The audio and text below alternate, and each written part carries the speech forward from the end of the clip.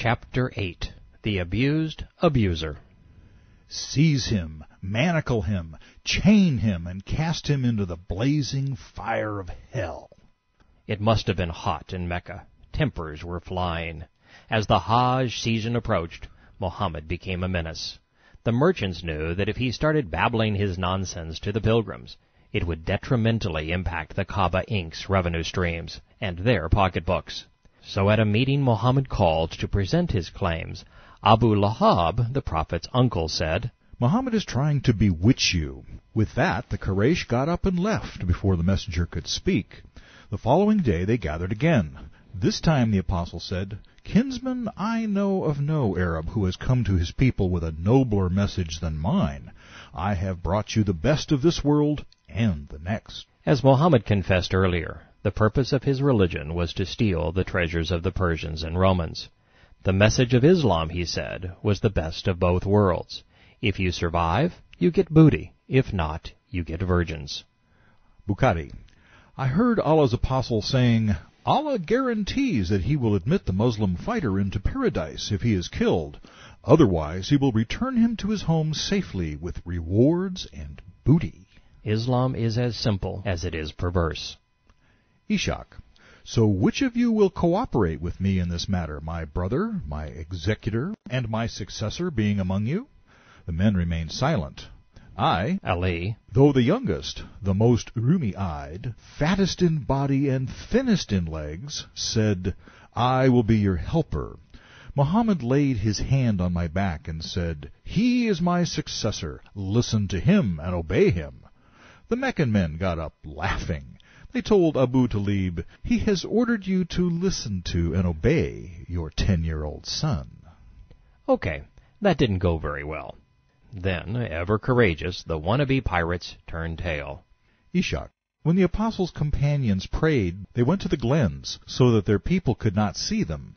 But one day they were rudely interrupted. The Muslims protested, and then turned to blows. They smote a polytheist with the jawbone of a camel and wounded him. This was the first blood to be shed in Islam. Let it be known that the Islamic Hadith attributes first blood to the Muslims, not the Infidels. Abu Jahl and other Meccan leaders went to Abu Talib. Ishaq. Your nephew has cursed our gods. At this point he had cursed all of them, including Allah. Insulted our religion. More correctly, insulted us by trying to steal our religion. Mocked our way of life, and accused our forefathers of error. That was actually their biggest beef. Muhammad had said that their fathers and grandfathers were burning in hell. Either you stop him or let us get to him. For you, like us, are in opposition to him. He gave them a conciliatory reply. They returned a second time and said, We have asked you to put a stop to your nephew's activities, but you have not done so. By Allah, we cannot endure having our fathers reviled and our customs mocked. Ishaq. Muhammad thought that his uncle had the idea of abandoning and betraying him, and that he was going to lose his support.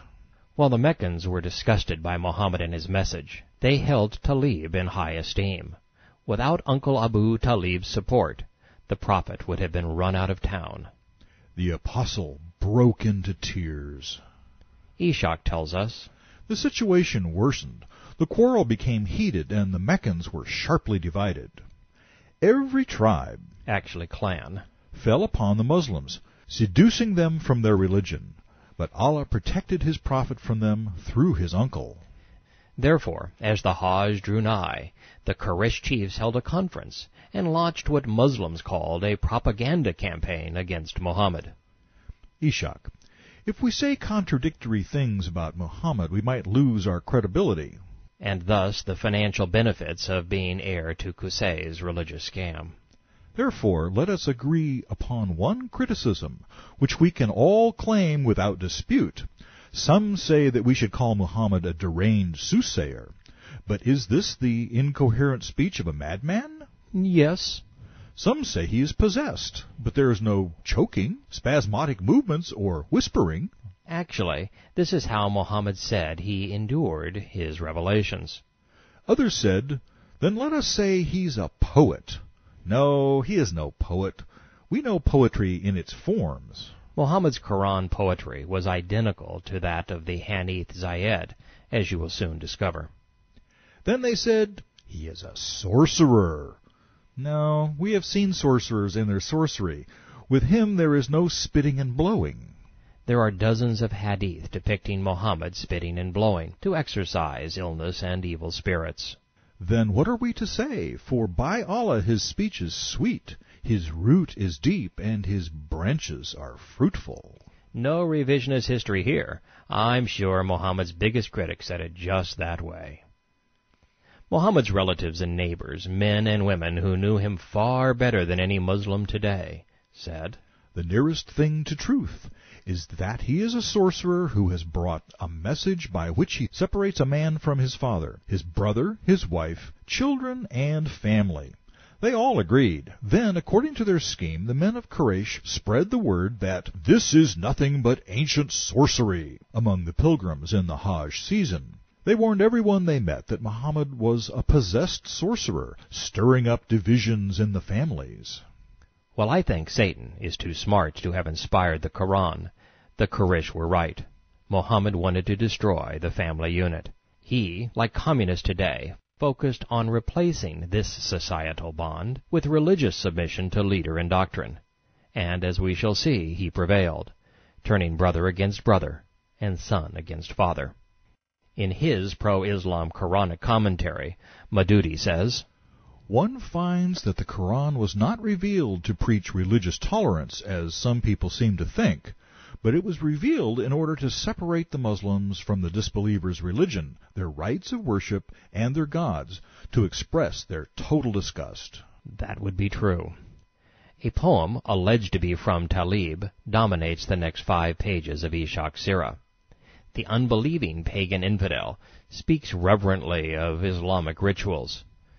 The highlights include, Ishaq, by the black stone, when they stroke it, going round it in morning and evening, by Abraham's standing place, the footprint in the rock still fresh, by running between Marwa and Safa, every pilgrim riding to Allah's house, by the station of Mina, by the great stone heap aiming at its top with pebbles. The poem goes on to speak of fighting, and we're told that Muhammad's critics fall in pools of their own blood.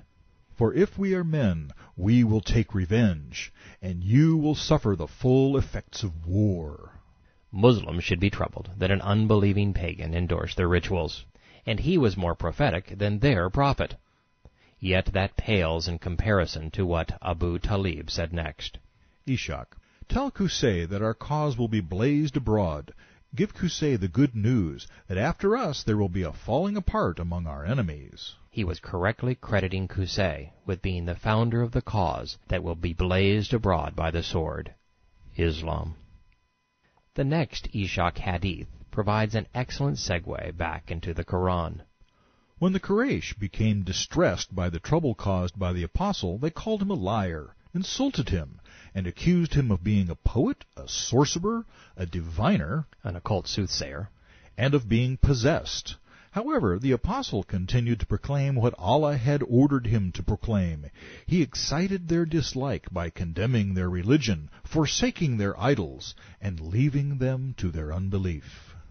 In the surah entitled, The Unbelievers, Muhammad's spirit tells him to, Say, O unbelievers, I worship not that which you worship, and I will not worship that which you have been wont to worship, nor will you worship that which I worship. To you your way, and to me my way. That was Quran 109, verse 1. Now, there's an honest admission. My way? That's all Islam would ever be. It was his religion, his plunder, his women, his power, and his legacy. You shall have your religion, and I shall have mine.